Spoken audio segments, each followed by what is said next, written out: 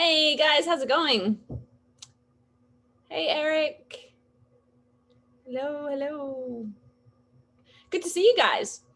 So I was just getting set up.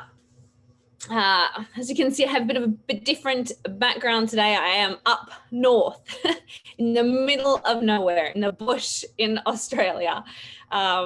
I'll have to try and put some photos under this on Facebook or something so that you can see. It's beautiful, kind of like Arches National Park, lots of big gorges, big rock formations, but it is in the absolute middle of nowhere. So fingers crossed my internet holds out.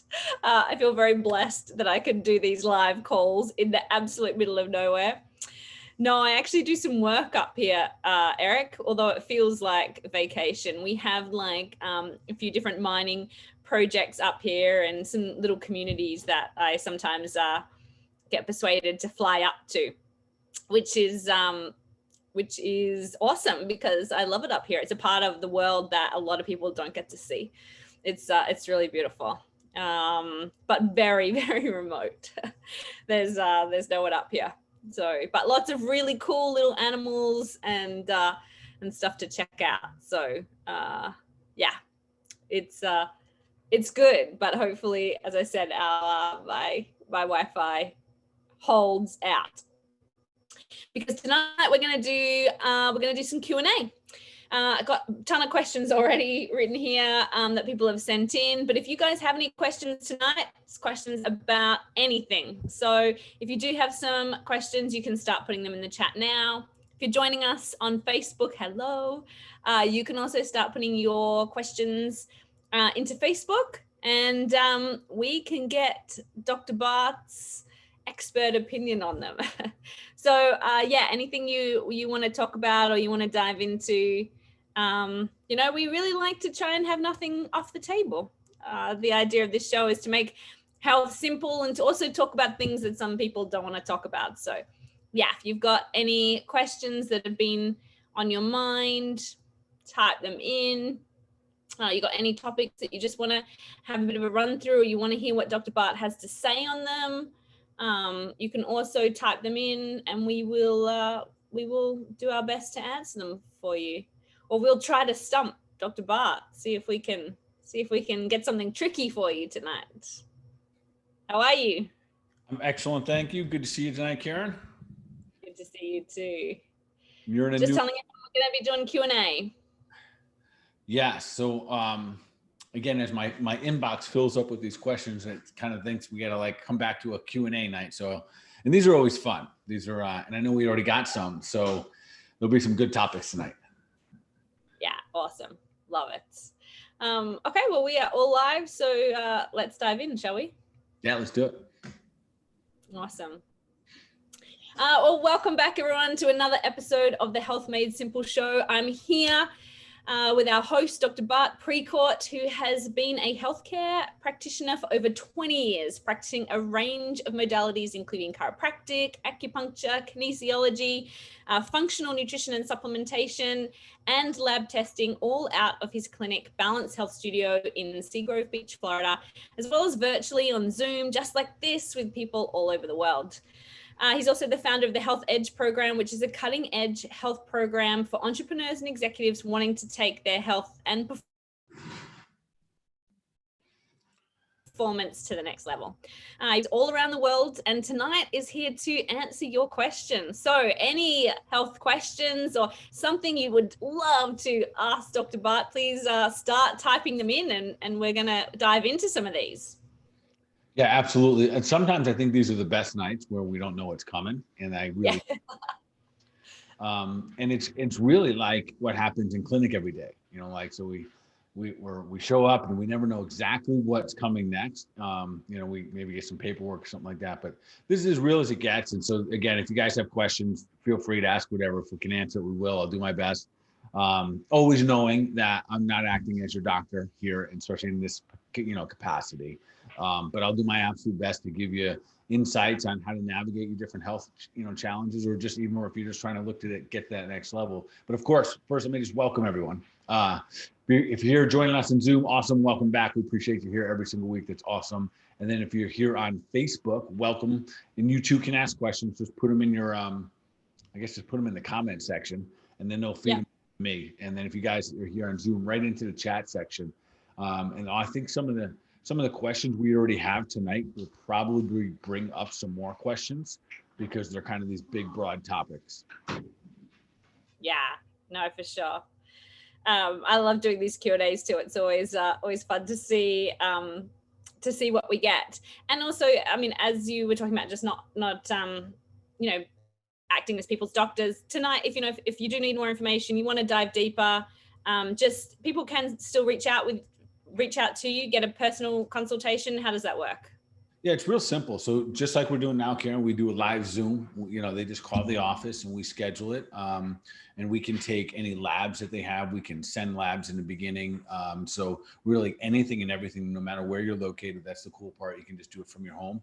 And we set up a time like this and we figure it out. We get together and we just have a real live conversation just like we are now. Yeah. Awesome. So yeah, guys, if you do want to dive a little bit deeper, you need to do some lab testing. We'll put the contacts in Facebook and in the chat here so that you can get in touch if you want to. All right, should we dive into the first question? Yeah, let's do it. Let's go. All right. Dr. Bart, I've been diagnosed with fatty liver disease. Is this something you can heal? Fatty liver. The quick answer is absolutely, positively yes, you can heal it. And even though it sounds like the fatty liver disease, it sounds really, really, really bad. It's not good yet. Nonetheless, even though it's considered a disease, it is something you can cure, which is awesome.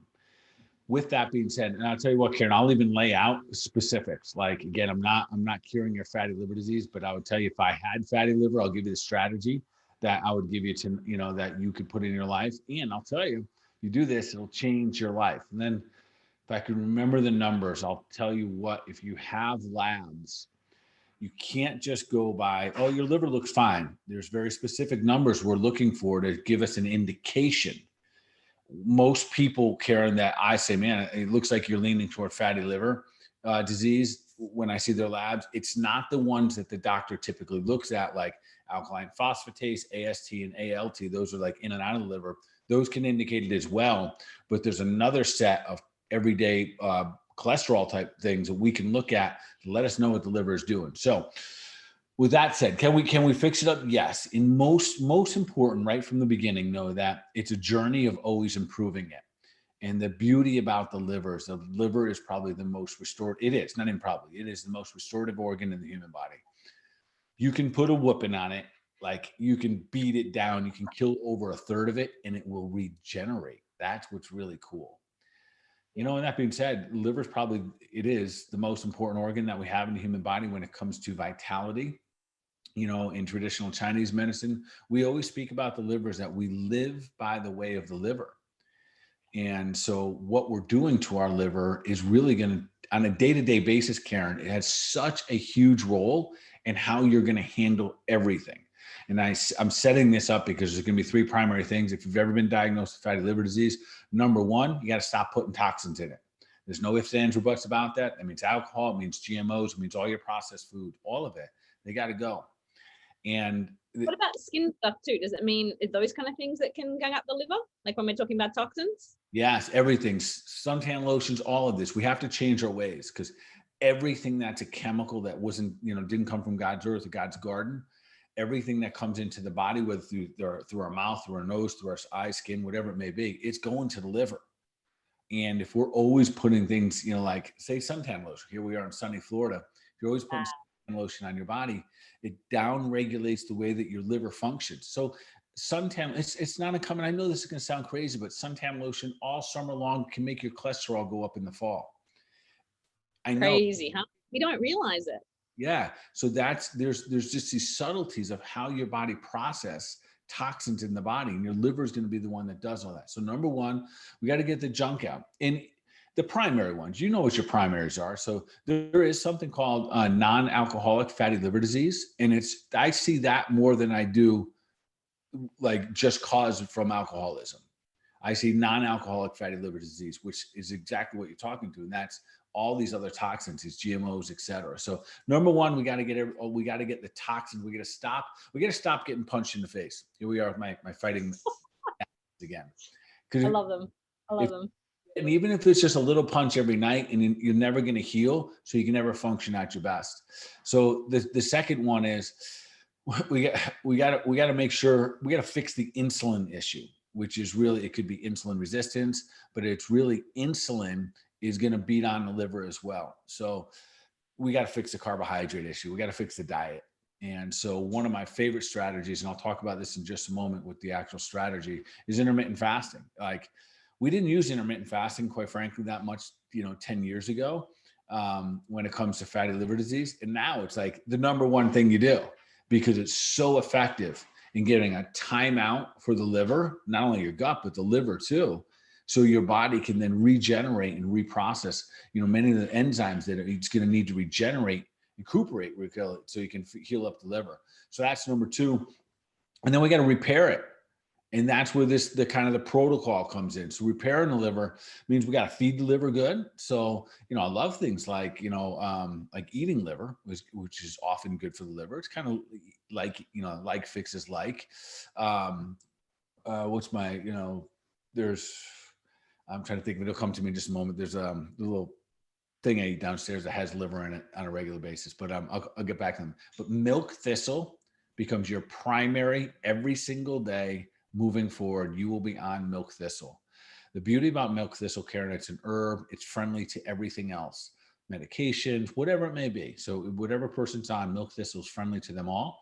And it not only detoxes the liver, but it helps repair the liver, including helping your body produce more glutathione, which is really, really important. That's like the antitoxin for the liver itself. So it's very, very effective, things that we need. And milk thistle can do all of that for us.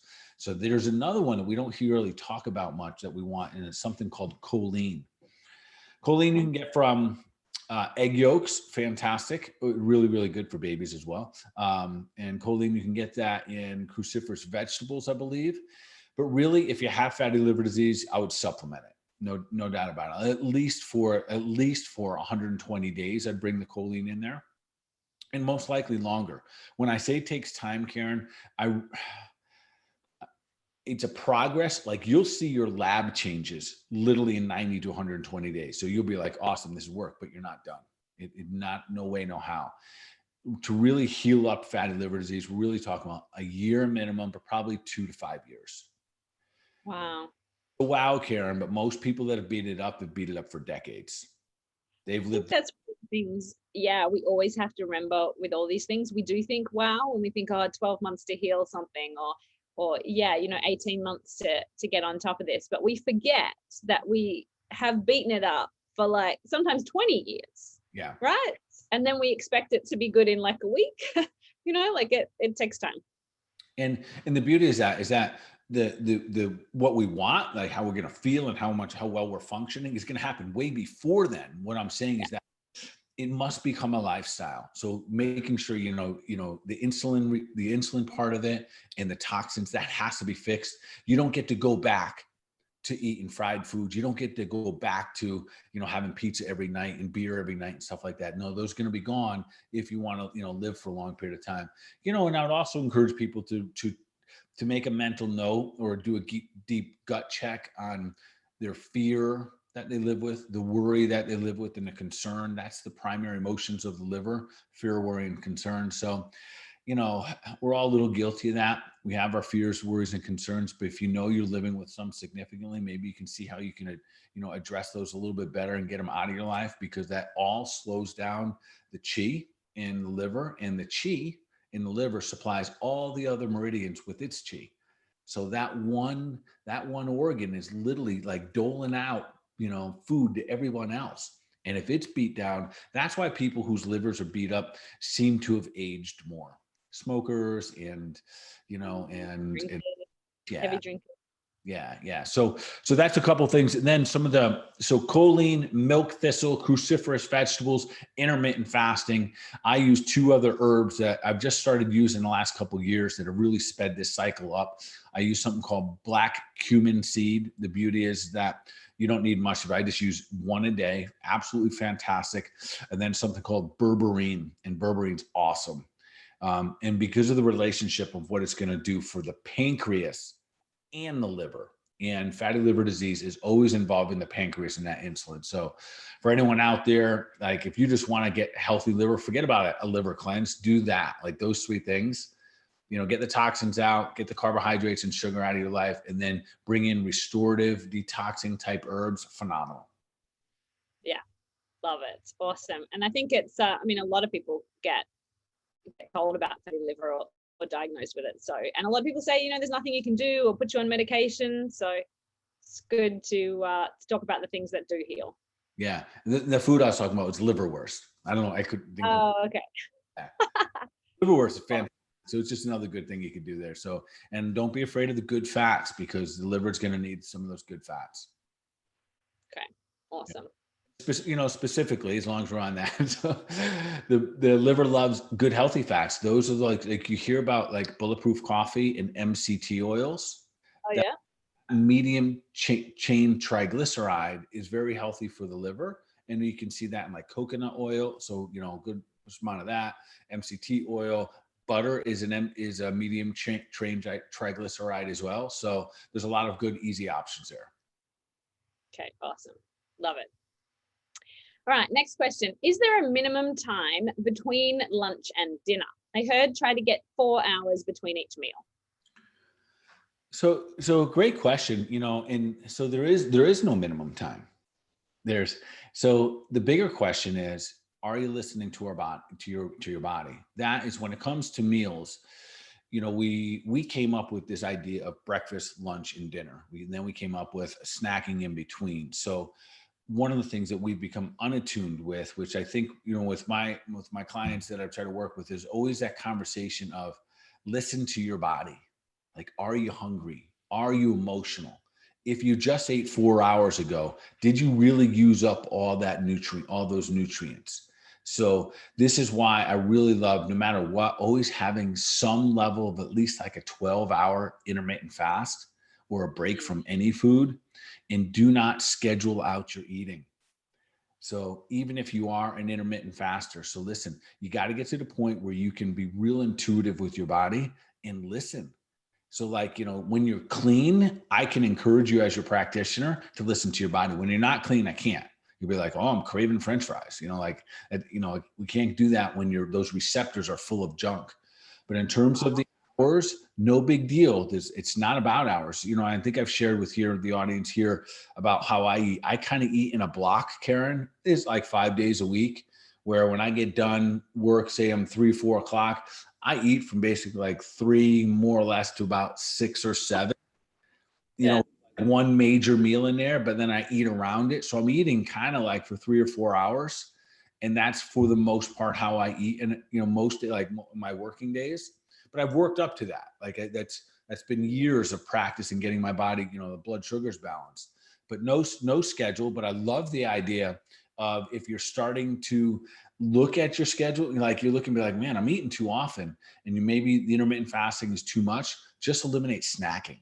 Like that's huge. And, maybe you do have your 3 scheduled meals, but no snacking in between. Maybe that could be a great starting point. Well, maybe even have a think about, like, if you are then hungry in between that, or you're snacking a lot, like, what are you eating? Because I know for me, exactly what you said, like if I've had too many carbohydrates or sugars crept in or something, like then I'm hungry all the time. Yeah. When it's on point, I'm so much less hungry, right? Like it just. Yeah, that's a real great point about like when there's a different. When it's a great point about carbs, Karen. When we're eating carbs, we're often making ourselves more hungry because the blood sugars go up and down. So it's harder for us to go, if you have carbs at the beginning of your day, it's harder to then fast through the afternoon. You're going to want to eat food in a couple hours. Yeah, sure. All right, next question. Sometimes I've been told that I snore on occasion. I'm fairly healthy. Should I get a sleep apnea test? Is that truly valid to predict heart health? Okay, so great question, and it brings up a couple different ways we can answer this. So, if you're snoring, I'm just going to go right to the end of this. So, snoring is a result of inflammation. Okay, no, I'm going to say sleep apnea test is just going to tell you whether or not you're having a sleeping issue. But like if you're not sleeping good, but it's always inflammation.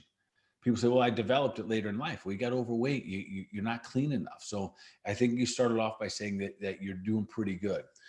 Awesome. And as we age, I know this isn't going to be popular when I say this, but as we age, we get to do more than we've ever done in our lives because we've beat our bodies down. We've put massive amounts of toxins in them. And the level of stress that each one of us has, I don't care how blessed our lives are, which they are, we're under a tremendous amount of stress. We're doing more as individuals now than our parents ever did. We do more in a day than they did in a week. We got running so much, producing so much inflammation that snoring is a direct result, a direct correlation to inflammation. And then often there's like a weight issue there as well. So I don't know that I've ever recommended a sleep apnea test. And, I'm not saying that people shouldn't get them or can't get them. I don't recommend them. I always I try to go to the root cause. If you're occasionally sleeping, no big deal. Especially if you dial in your date, you probably dial in your diet. There's probably an occasional late night ice cream night, maybe an occasional, and those might be the nights you snore. There might be an occasional, you just worked too long and you got yourself so exhausted, your body's in an inflamed state. So that's really where I'd go with that one. And what about any links to heart? Like if you are snoring, is it affecting your heart? Yeah, absolutely. Inflammation is the number one reason we have heart disease. So there is a correlation there, but it's not that you have sleep apnea and sleep apnea is causing it. It's our lifestyle and how healthy the body is. So there's a big difference, Carolyn, between correlation and causation. And sleep apnea is correlated to heart disease. It's not causation. Causation, the cause of it is because your body's breaking down and because of the chemical toxins and the overexertion. So for many people that are working, moving and grooving and doing, they're just out there doing a thing. Most of us are deficient in our B vitamins. Most of us are deficient in our essential fatty acids, like our fish oils. Almost all of us would benefit from turmeric, which is just an overall, especially the one we use. It's called a turmeric forte, and it's bound to fenugreek. And it helps downregulate all of the downregulate all the inflammatory markers in the body, which is awesome. So there's a lot of things that we can do prior. And is there a correlation between snoring? Yeah, you're having a harder time breathing, and you got to breathe to oxygenate the muscles of the body, and especially the muscle that's moving the most in the human body, which is the heart. So yeah, but correlation, not causation. Got it. Yeah, awesome.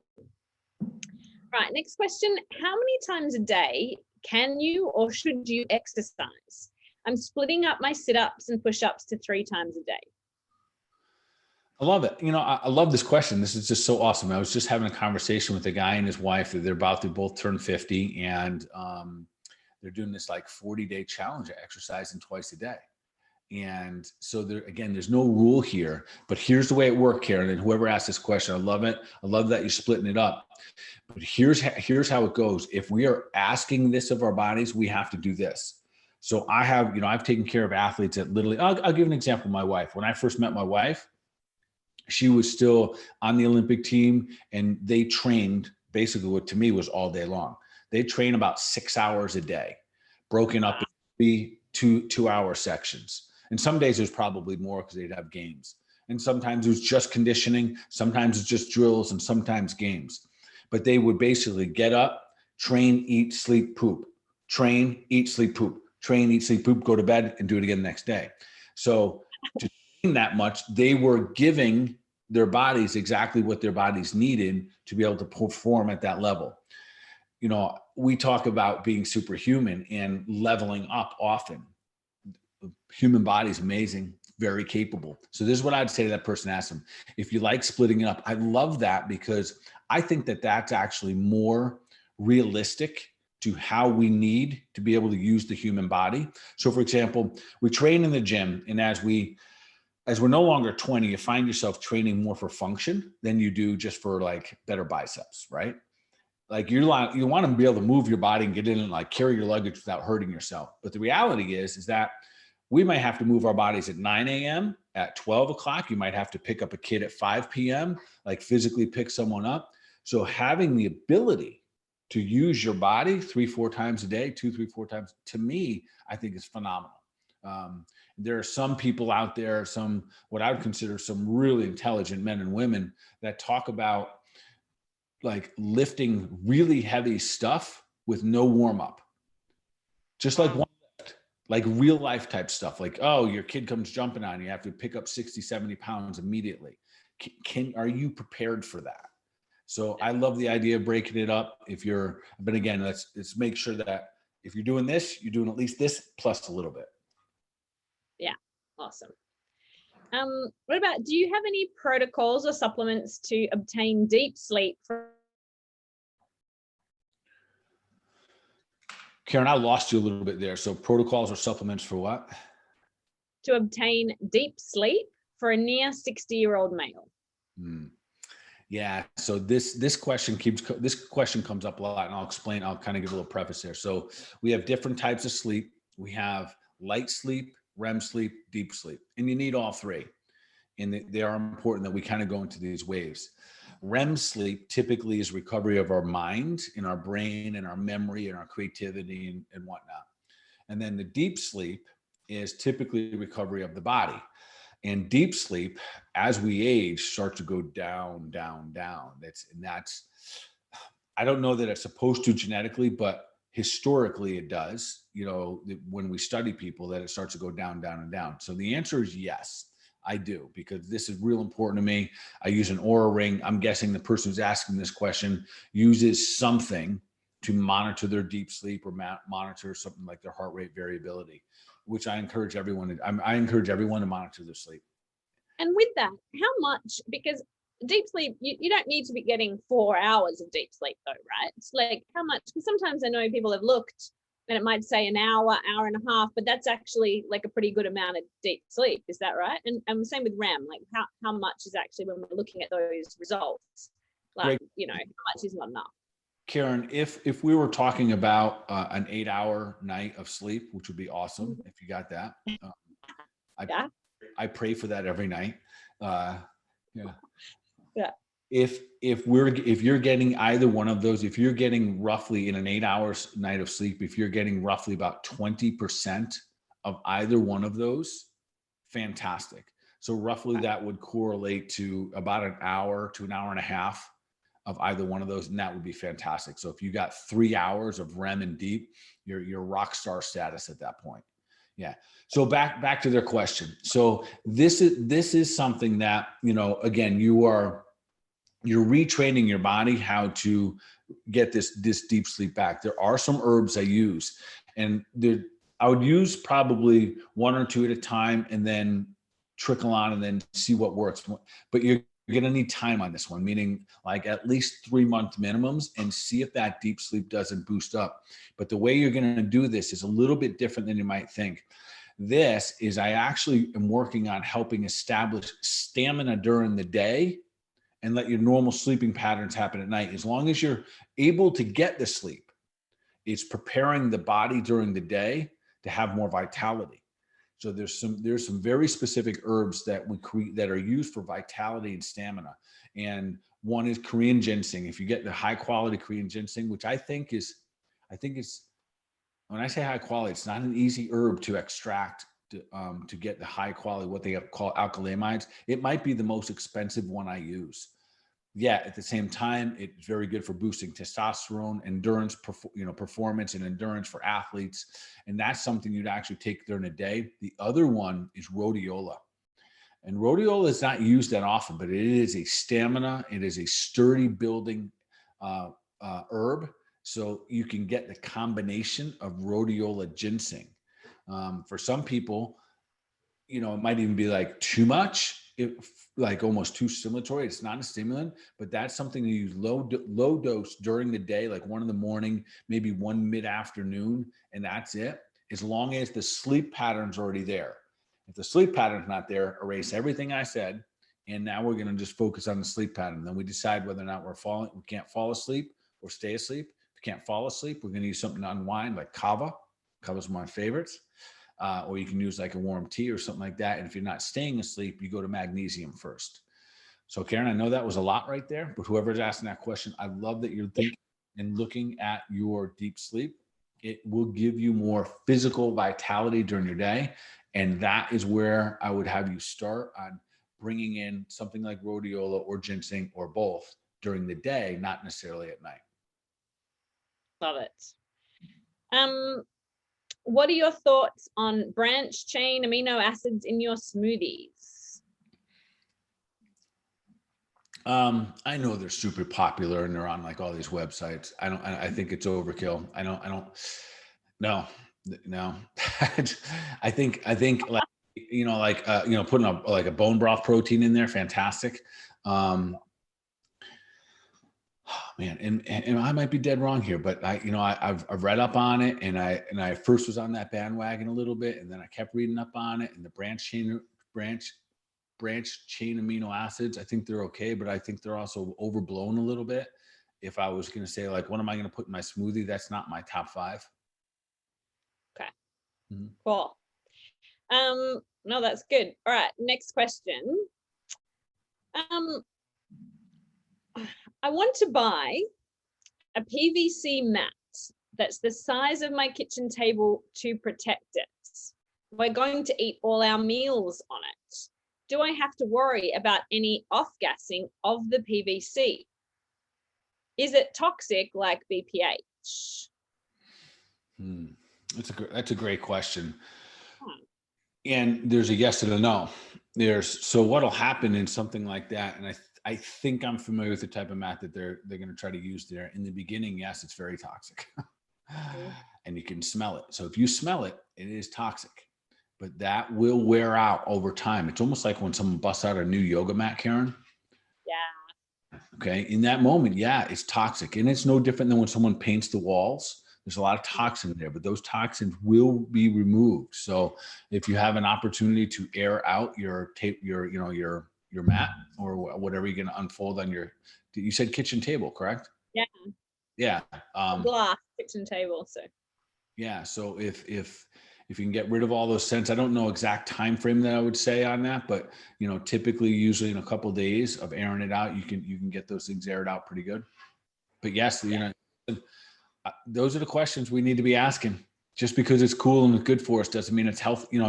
Just because it's cool and it's helpful to us or convenient doesn't always mean that it's healthy. Like sunscreen, for example, blocks the sun, correct? But it damages the body. So same thing here. This might be convenient. Maybe it's easier to clean and doesn't create bacteria. But if that smell is there, it's like some of the beds now, they have so much chemicals in them that it's counterproductive. So fantastic. Yeah, great to just be aware, right? It's like be more aware of what you are bringing in your home. I think a lot of us, or I know even in the past, would bring things in and not even think about it. Yeah. So awesome that they're thinking about it. Mm-hmm. Yes, absolutely. Yeah. Okay, next question. When does your next cleanse start? Yes, we do have another. We have the summer cleanse coming up, which is we're going to launch it on the 21st, Karen. So we're going all in. Like we're gonna do it like party style. So Monday night I'll launch it. We'll have a Facebook Zoom live we'll have a Zoom live like this, or Facebook. What do? We do Zoom live. Yeah. Zoom live and in the Facebook group. So you have to be registered, part of the cleanse, to jump on with us each Monday throughout the cleanse. Yeah. So same thing for any of those. Why do a 10-day cleanse right in the middle, like right into the summer? Because and I'll tell you why. Most of our habits are already shot right now. Like we're slipping and sliding, and it's okay. We're human. But also the cool part is if we allow ourselves to level up like this, 10 days will go by like that. And it's not a starvation diet. Yes, it's a plant-based diet. We're going to take the animal proteins out for a little bit, 10 days, cleaning up, rehabbing the system again. So imagine that sugar reset. That's part of the idea. getting the pancreas to get back on board, get the liver that we just discussed here, the gallbladder, the stomach itself, the lymphatics, get everything back on board and allow your body to be a better metabolizing machine. So 10 days, I'm excited for it. A bunch of people were asking, obviously, nonstop. And I was like, yeah, I think my whole staff and I were like, yeah, we're all ready. Yeah. So I'll go live on Monday. I'm going to go live the following Monday as well. So we can kind of keep each other motivated, continue to participate. Same thing like we've done in the past. The tribe will be there supporting us.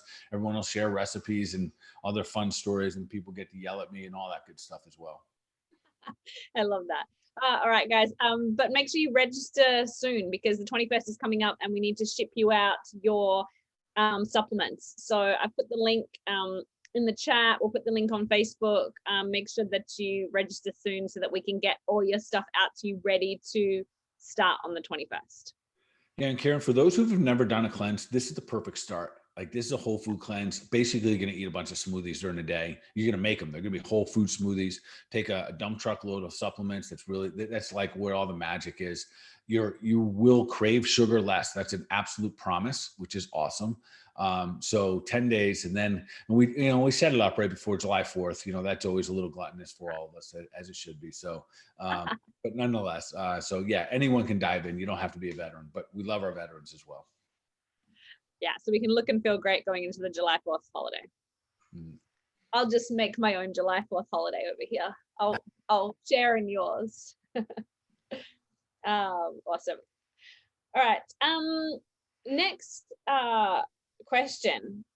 I've been getting indigestion. Have you got any tips for me? Yeah, well, indigestion, Karen, I think is a little bit different for everybody, meaning everyone describes what's going on with their gut just a little bit differently. So I'm going to break this down without any specifics of what they're asking for. I'm going to take it in two ways, because this is how it always shows up in my office. For some people, indigestion means like burping, like they have burping and maybe even have gas or something like that. So that's one category. And the other category could be that they have something like heartburn. But they're similar, but I want to address them a little bit differently. So let's just address the burping one first. If you mean indigestion, literally, and you get like bloating and burping, more often than not, that's involving the gallbladder. Yeah. So if you know people that they eat and they burp and they burp and they burp, your husband, your friend, your wife, whatever, like that's a gallbladder thing. That gallbladder is getting its butt kicked. If you don't have a gallbladder, it's because you don't have what the gallbladder is supposed to supply you with, something called bile. So it's very fixable. I use something called AF Beta Food. Real simple. It's a beet product, and I go heavy dose. When I say heavy dose, just means a lot of these little, and they're 100% whole food.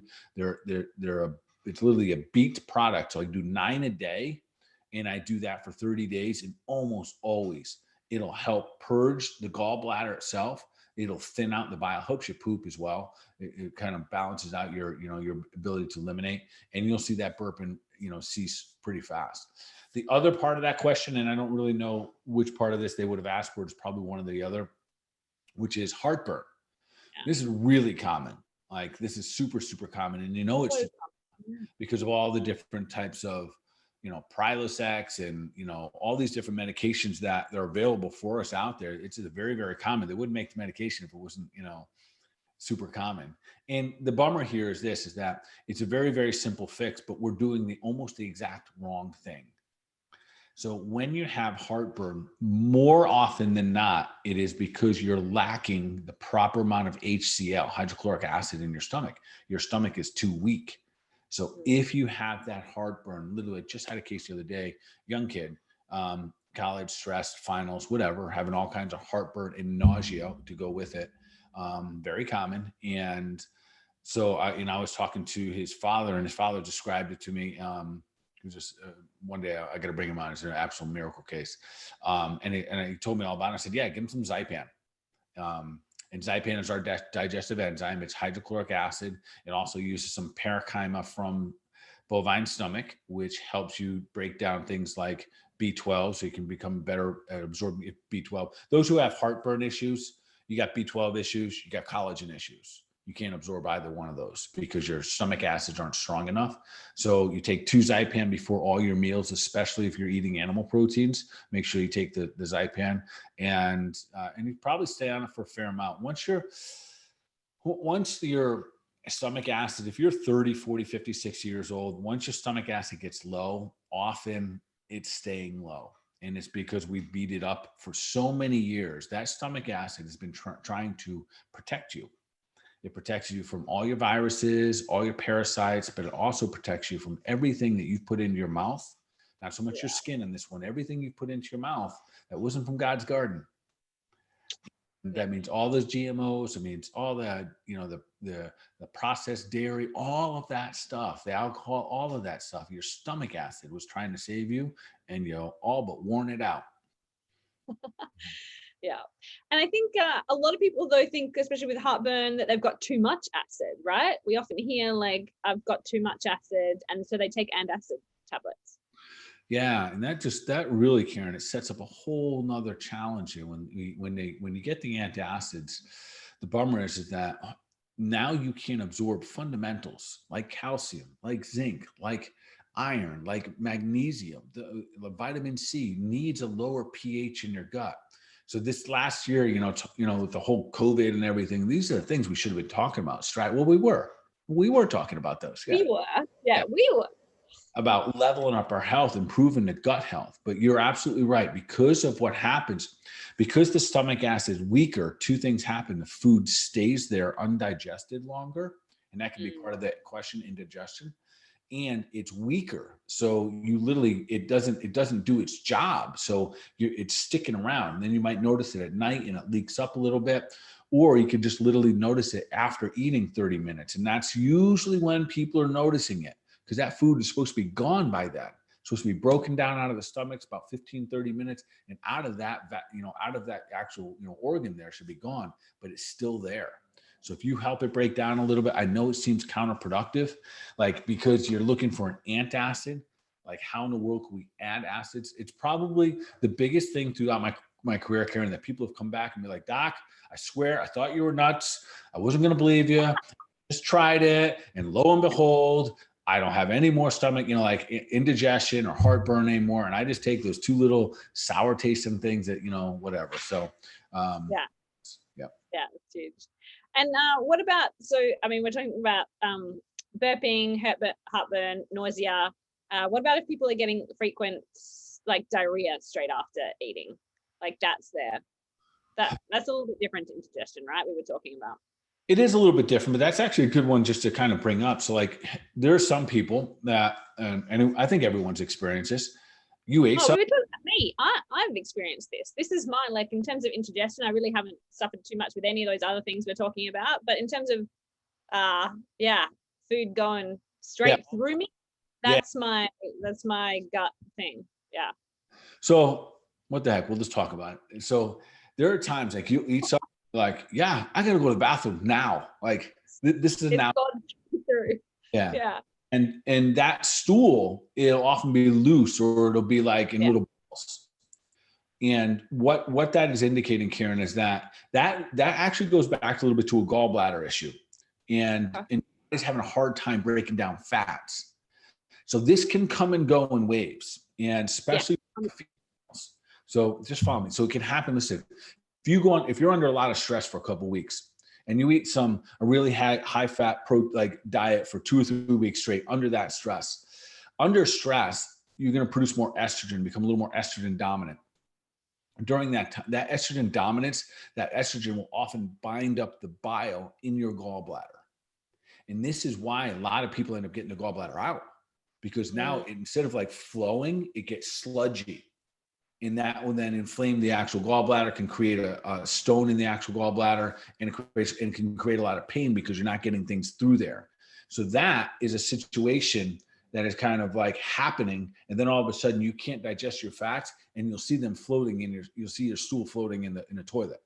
And that's often one of those moments, boom, it's got to go.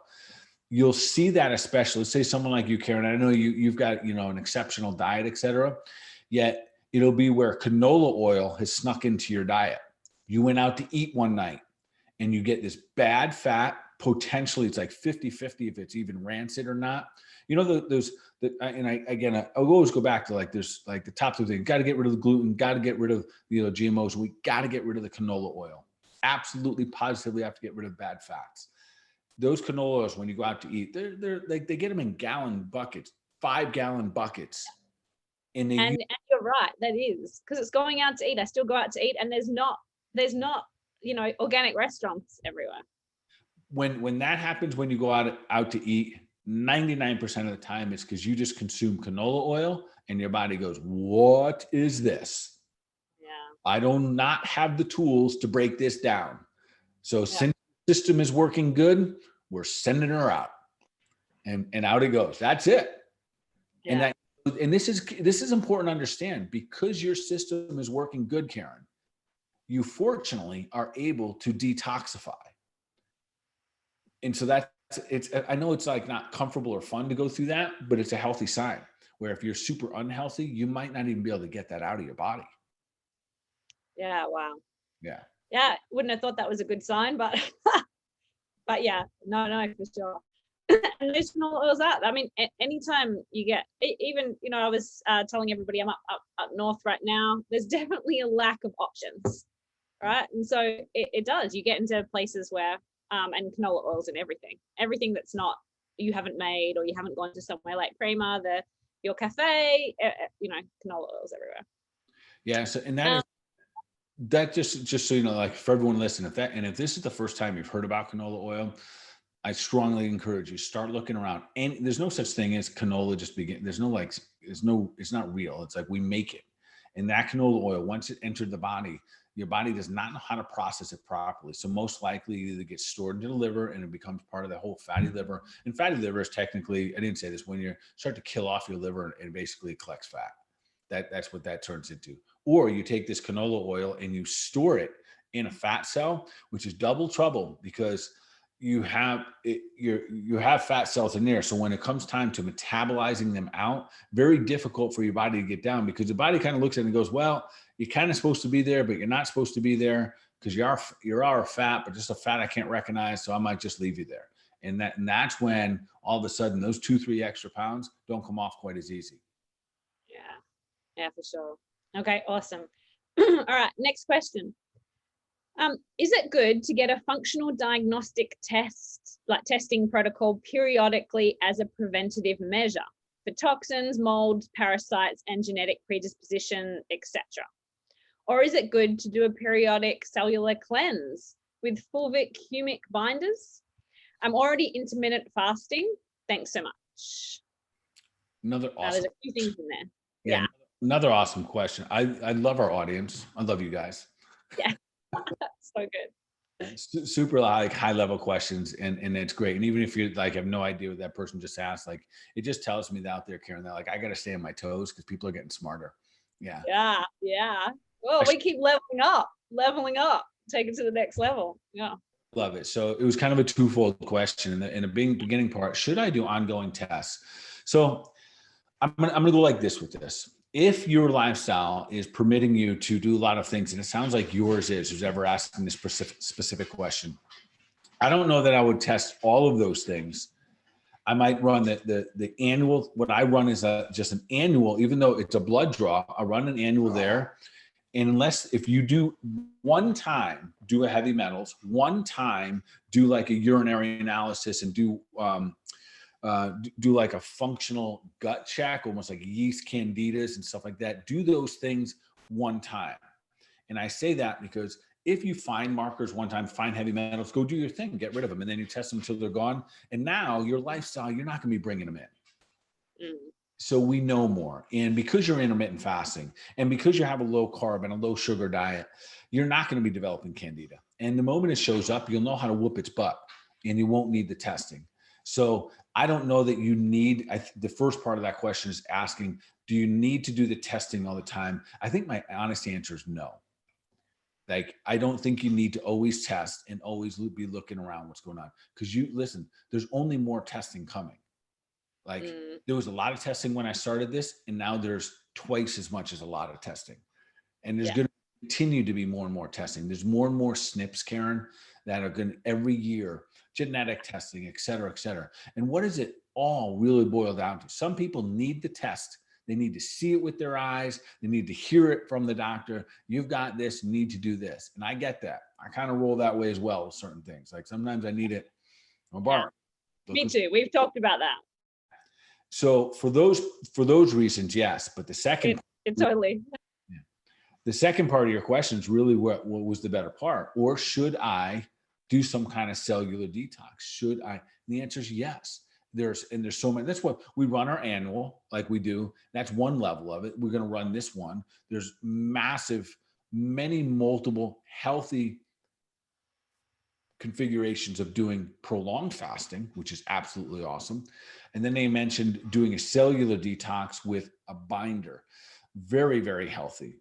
So there's different binders out there, Karen, that as we detox, and this is why I love using whole foods the way that we do in real herbs, because they're kind of built in. As we detox, that stuff is floating around our body. Most programs out there do not bind that stuff properly. Bring it, to a place where it can get with the bile and get it moved through the intestines. So for those purposes, very, very great question. The answer is yes. And the more we can clean out, we're playing catch up. That's the reality. And even if you have a phenomenal lifestyle, so hear me out when I say this, folks.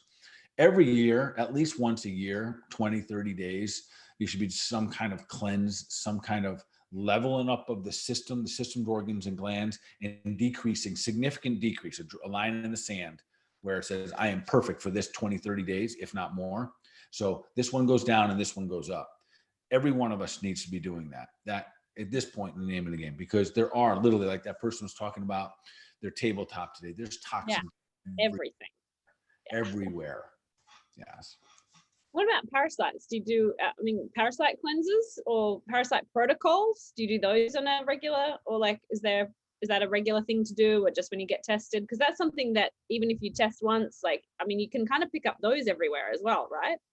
Yeah. So in same thing with the parasites, hon, I absolutely, I do a stealth protocol every year. It's 4 different herbs. I think we've talked about it here in this program.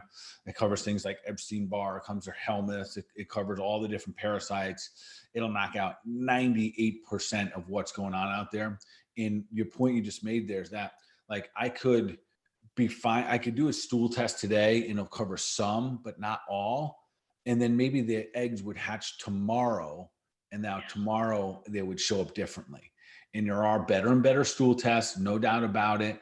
There's better and better tests out there, period, but they're still not 100% accurate. But it is 100% certain that every single one of us has viruses and parasites, 100% certain. So clean those out to make this vessel, to level it up a little bit, that is part of the game, no doubt about it. And that particular protocol, really, it's best if someone comes to work with you to do it, right? If somebody wants to do that type of protocol, jump on a call. Yes, because the way we do it, it's very specific in how we do it.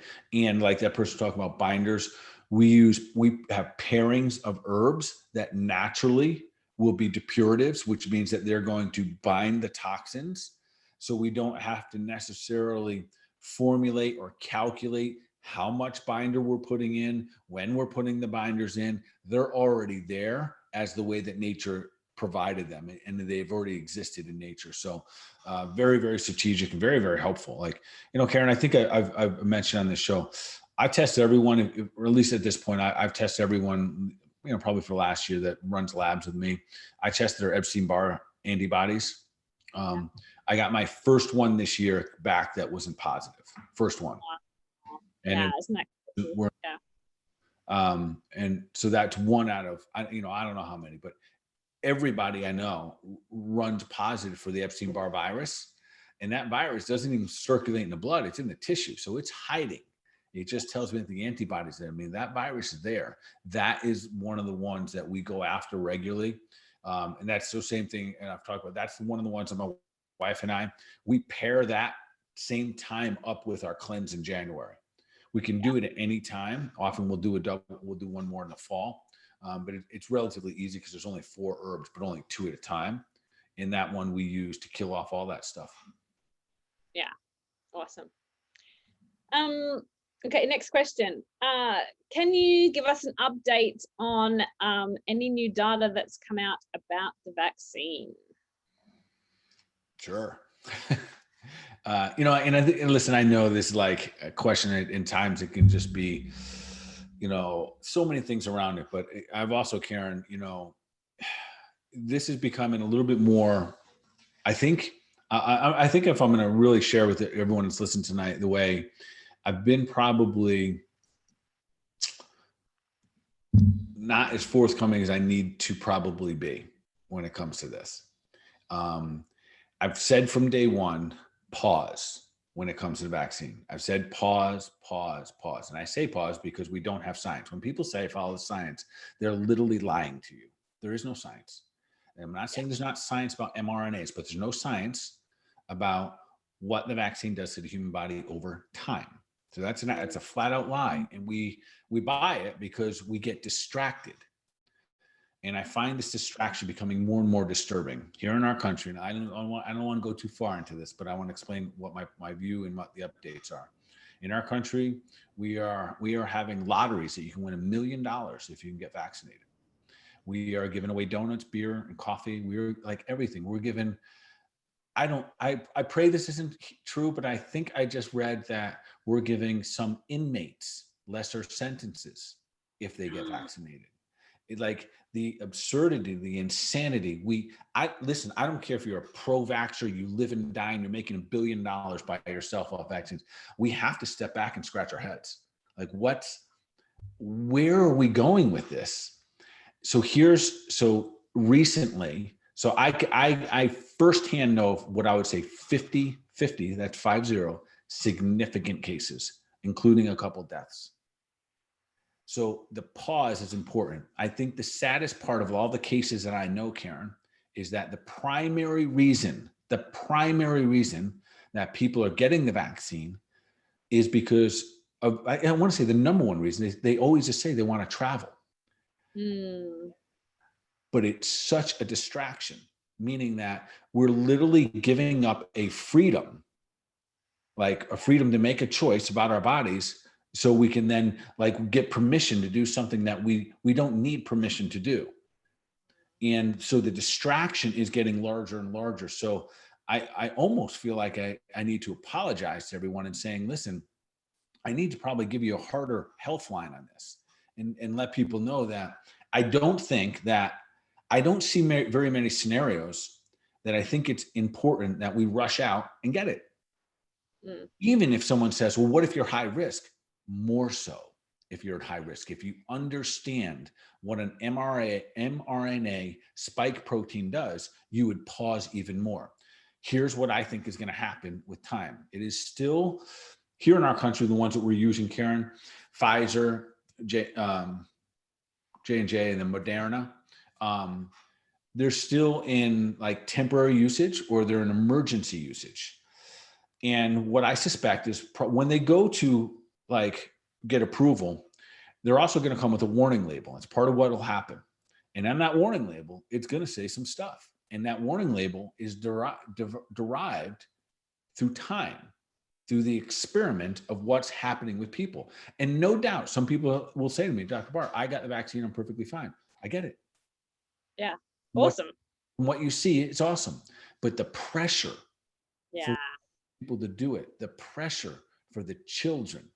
And this is where I think that I want to draw the line, because there's zero evidence, zero reasoning that makes a lot of reason for the children either getting sick or being spreaders. The science backs that. That's what the science backs. But to introduce this vaccine and the dosing for these children, which is unestablished, Karen, we're wondering why. And this is not just like a conspiracy theory saying this. We're having children having heart attacks right now. I don't care what they said about other people. Well, he was 40, he was healthy, but he really wasn't the vaccine's cause that he got a heart attack. Children don't have heart attacks. They don't. So when we have 12-year-olds, little young athletes having heart attacks and stuff like that, we got to pause. We just got to pause. And again, because the science does tell us that children are not spreaders and children are not dying. And if someone wants to yell at me and say, but yeah, there was this one kid, one place, one time, maybe. That's all I'm going to say is just maybe. I'd love to know the whole case study. And until the whole case study is presented in a scientific fashion, I'm no longer buying, I heard and I found, blah, blah, blah. So, we have some people locally that have lost their lives. that's difficult to watch. We have some people that have had some other significant experiences. So I think my message is going to lean a lot more into, listen, pause, because the risk might not be one you're willing to pay.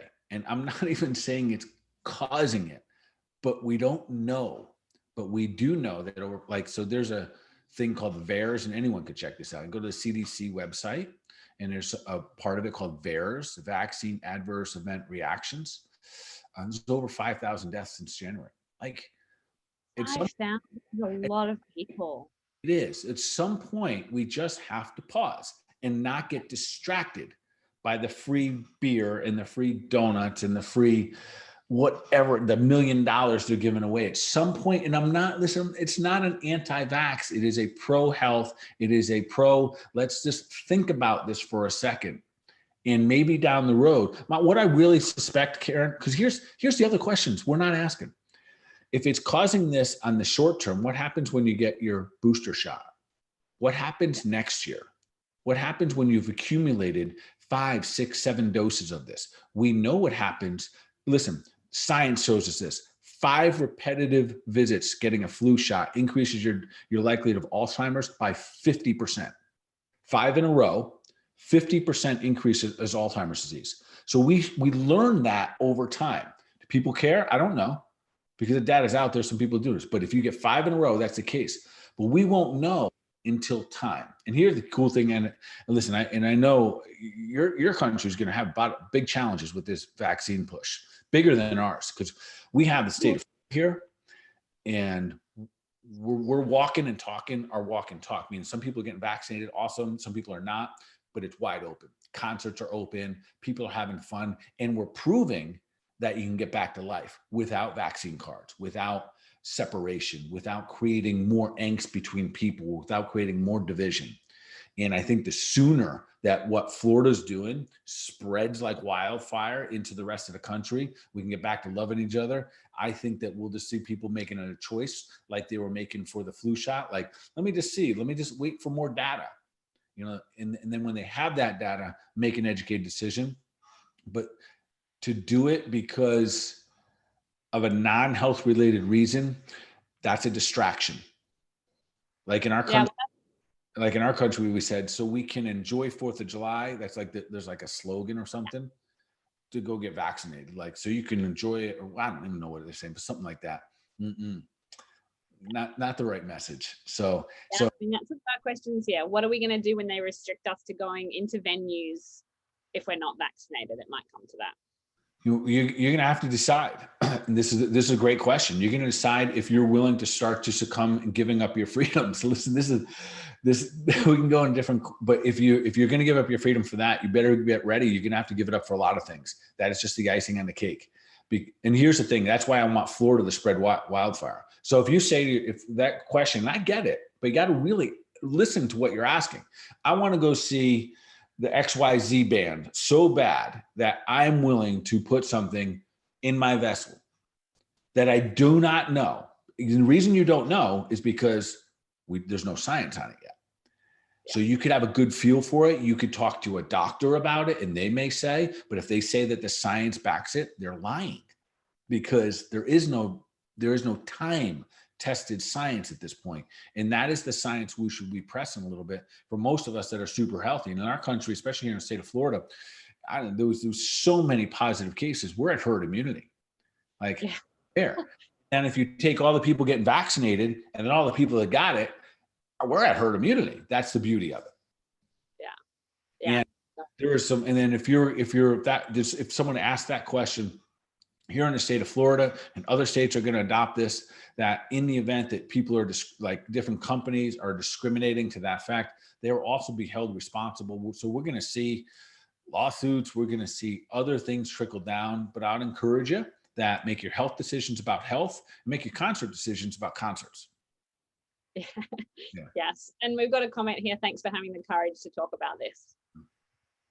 So it's, it's good that people are able to ask, because there is a lot of fear around it. There's a lot of pressure. There's a lot of friends, family, community entering into people's health decisions. And I think, and if you choose for a health reason just to have the vaccine, that's great too. That's your choice. Really what you're saying is, well,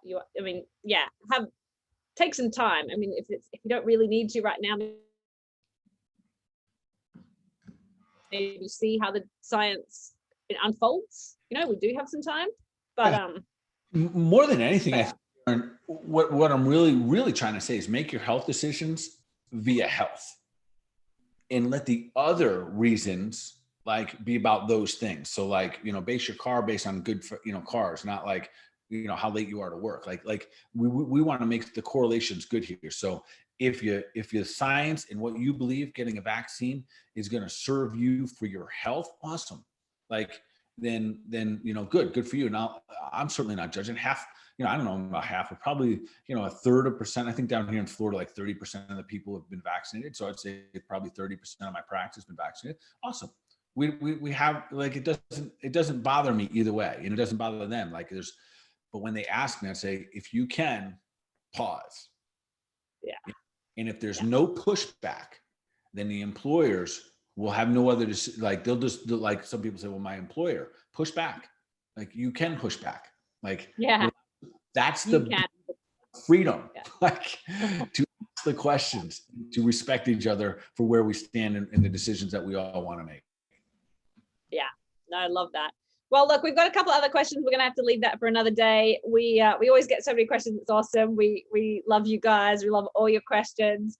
Let's do the last one for our session today. What, from all the stuff that we've talked about, what's going to be our one action that listeners can take today to move them towards their goal of becoming superhuman?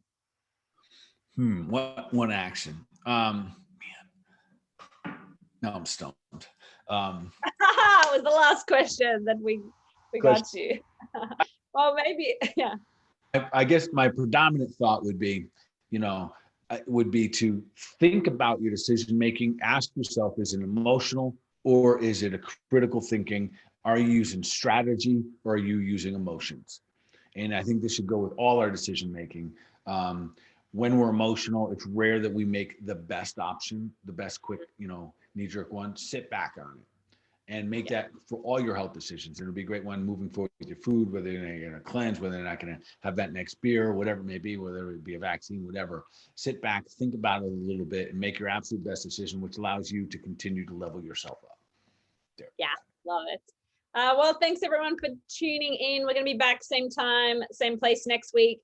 Also, make sure, if you haven't already, you jump on our link to join our cleanse, because it's coming up really soon, and I'm excited for it. So we'll see you next week.